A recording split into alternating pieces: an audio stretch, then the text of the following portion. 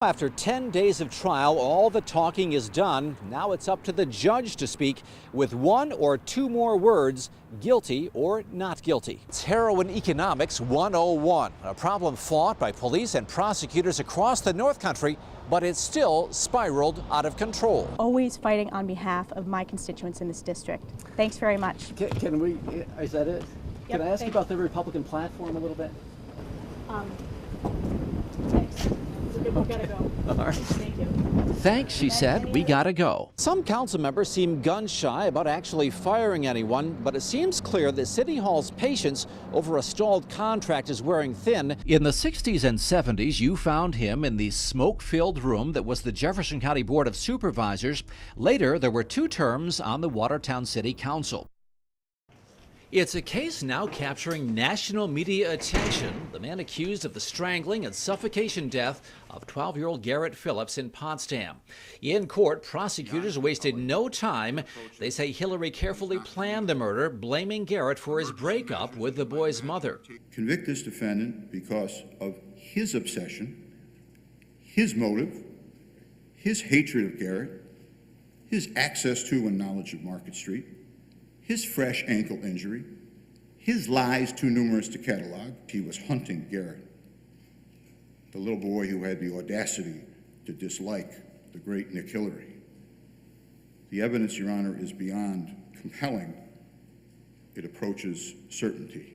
Fitzpatrick says evidence, including surveillance video, will show Hillary repeatedly lying about where he was as Garrett Phillips was murdered. The many names that have been labeled on this defendant are the innocent man, the wrongfully accused. I want you to label him for exactly what he is, the murderer of a helpless 12-year-old boy, because he couldn't stand the fact that he caused the breakup with Tandy. Defense lawyers said that when a child is murdered, there's always a cry for justice, but Hillary is not the right person. Not one of the people who will walk through the doors of this courtroom and sit in that chair will say, I saw Nick Hillary kill Garrett Phillips. And why? Because it didn't happen. Police, he says, jumped the gun. The evidence will show that the Potsdam and New York State Police focused on Nick Hillary within hours of the murder and remained focused on Nick Hillary despite the lack of credible evidence connecting him to the crime. And he says Hillary has an alibi, his daughter. You can't be in 2 places at the same time. And Shauna Kay will tell you Nick Hillary was at home. First prosecution witness was Tandy Collins, Garrett Phillips' mother. She spoke of a troubled relationship with Hillary because he disapproved of her parenting. While they were together, she testified, my kids were very unhappy. Defense attorneys portrayed a more harmonious relationship. Hillary, they suggested, providing some discipline in a home that needed it. The prosecution continues with this case on Tuesday. It has a long list of more witnesses to call. John Moore, 7 News. All right. One final chance before Judge Felix Katina, and both sides made the most of it.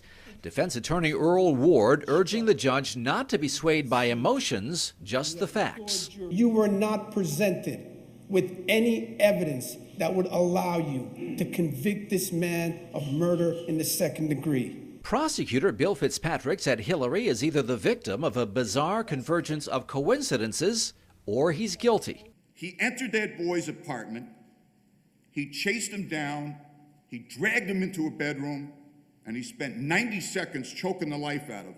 Familiar themes were repeated. The defense said police and prosecutors have done their best to make a peaceful man look violent. What they're trying to do here is to demonize. It's to demonize this man. Demonize this man so that you can say, he probably did do it. And the prosecution builds much of its case around the Hillary video that was part of his lawsuit against the village of Potsdam. Parts of that were replayed as prosecutors say it shows Hillary repeatedly lying about where he was and what he was doing around the time of the murder. He's provably lying, Judge. And I return to my point. If he lies in that deposition, he's guilty.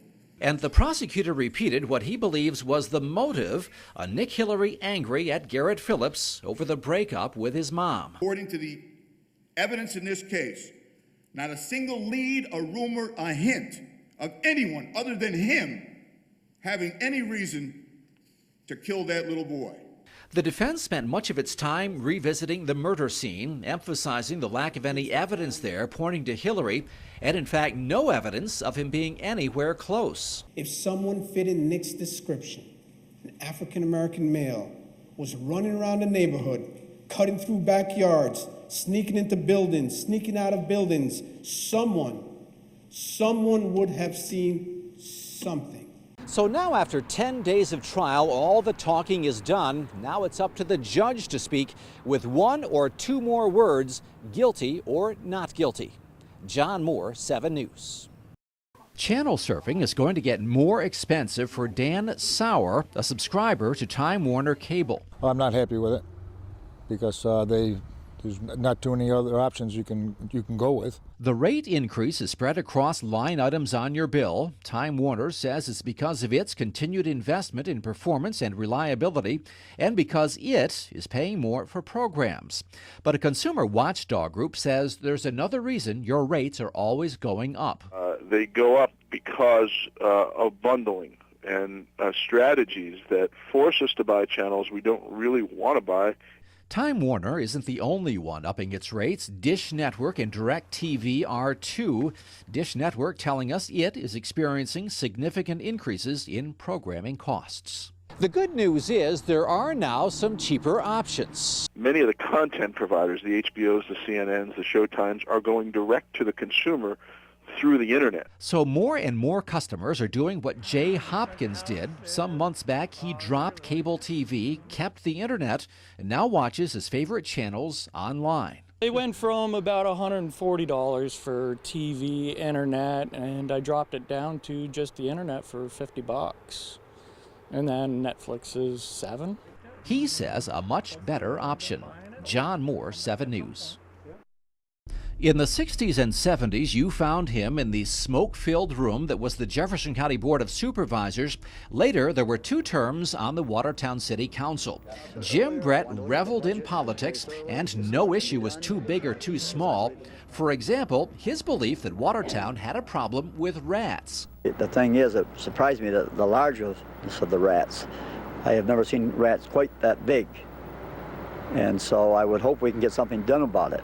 Tom Walker was mayor while Brett was on the city council. He remembers a councilman more than willing to take a stand on principle. And Jim finds something in the budget he didn't like, and he'd vote it down, knowing that the budget would pass anyway, but he wanted to be on record as showing that he was against it. And Jim Brett cultivated the look of a politician. Don Alexander was his boss at a Watertown radio station. We used to say that Jim went to bed with his 3-piece suit and his patent leather shoes and woke up with his 3-piece suit and leather shoes.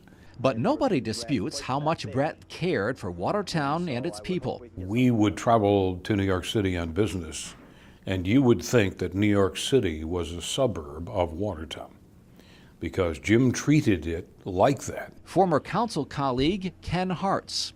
He always was thinking about the city and the people and what he thinks they deserve. And Brett thought every funeral deserved a politician. He went to a lot of funeral wakes, and that was sort of his signature.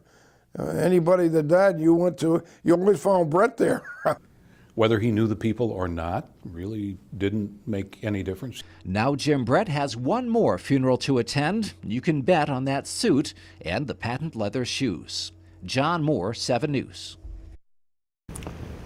The event, a Stefanik campaign appearance at River Hospital in Alexandria Bay, billed as the Congresswoman's results tour, and her media advisory said she'd be available to take questions.